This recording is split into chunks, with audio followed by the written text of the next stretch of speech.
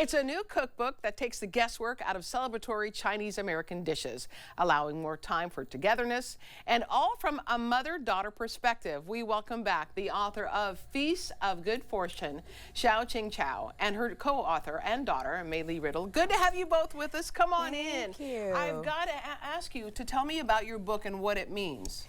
Yeah, so I really wanted to have a book that commemorates some of the Chinese holidays that take place throughout the year.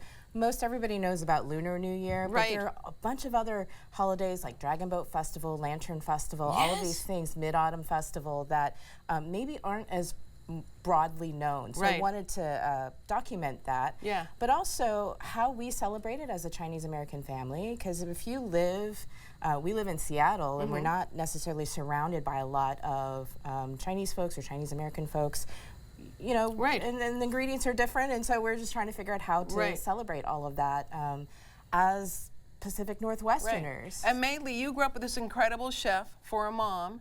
So do you take some of those recipes and kind of put a little fusion to them? I definitely try. I'm still learning a lot how to cook the recipes that my mom has passed down to me, but I'm learning how to make stir fries and everything, and I'm putting my own spin on it to the things that I like because I'm kind of a picky eater. Yeah. Oh, what kind of spin do you put on things that she makes?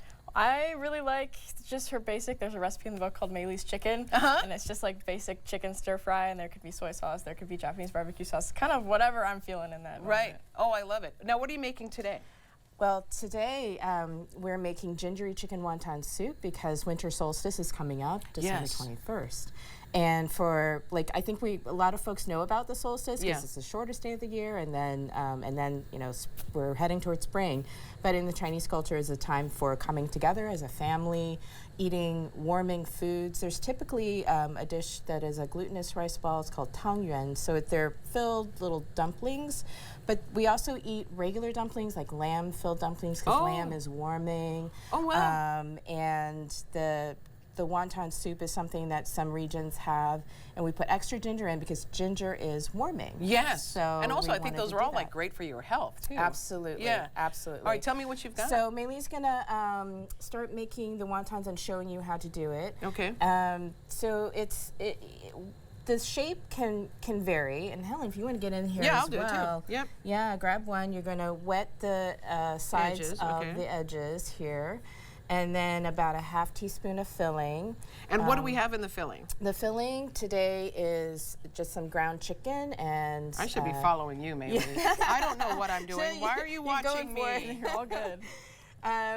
Some ginger and a little bit of scallions and soy sauce and square. Okay. Yeah, so yours is going to squish out a little bit because I put in too much? But it's okay. It's okay. So you just want to seal the sides like Meilee is doing. And then you want to fold them into these little rounds. You'll put like a little bit of water on this edge and then like fold it over. That's how you do it. Mine's rolled over too. That's over. So if you turn that around, Meilee, and show me, Yeah. So then these wonton wrappers, we don't actually make them homemade. They're very widely available in stores. I saw that in Beaverton near here, there's like all the Asian markets are there. So you see, I put in a little less filling, like half a teaspoon. Yeah. Got you. And you seal these sides, and then when you fold them, you get this little bonnet type situation. Right. I always think when I was growing up, Holly Hobby with those little bonnets. I think of that. So it's like a little bonnet there. And how old I am? That's Flying Nun. Flying Nun. There you go. But what I was just saying is that if you head to an Asian market, you can find, such as there's Asian Family Market, there's Ranch 99. Oh, yeah. So you got a bunch of those markets here in Beaverton and Uwajimaya. So you can find different thicknesses of wonton wrappers. So there's medium. We're using medium today, but there's also thin and the thick one. So if you look at it's hard. Oh yeah, that's very thin. See, like there's, you can see. See the difference between the two, and why you would use different ones. Sometimes like if you're making a wonton noodle soup where you want super thin layers, then you might want to use the thin. If you wanted to fry the wontons, for example, you might use a thicker one so that it stands up to the frying. Sure. So there's lots of different ways to, but part of it is preference. Okay. So then once those are made, we cook them just in boiling water for a few minutes. Sure. And I already have that done here for you today.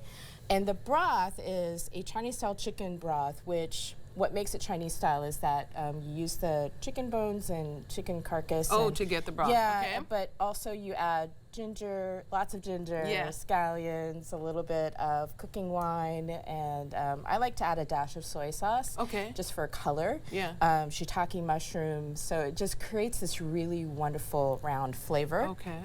And for the soup itself,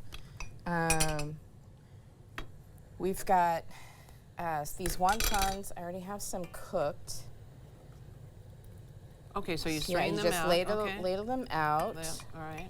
And then, what are some other recipes you would like to highlight in your new book? well, you know, the thing of even though the each of the chapters feature a different holiday and talk about the seasons. May I? Is that for yes. me? Hey, notice how I pushed myself in there? Here's a spoon. Thank you. It's very hot. Okay. You know, the recipes you can make any time of the year. So there are a lot of stir fries in there. There's a lot of dumpling recipes. We love dumplings. Scallion pancakes, a favorite of everybody in the family. Yes. Yes, we make those. Yeah, they're in the Lunar New Year chapter, but we make those just throughout the year. Yeah.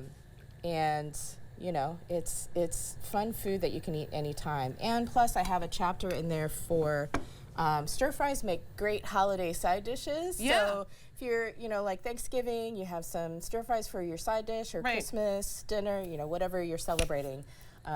There's a dish for everything. So absolutely. Don't let the chapters bind you to the holidays. Yeah. Like you can cook the recipes any time of year. Now so. you mentioned for winter, this was a good one for winter solstice, right? Yeah. Okay. Any others? Anytime. Anytime, yeah.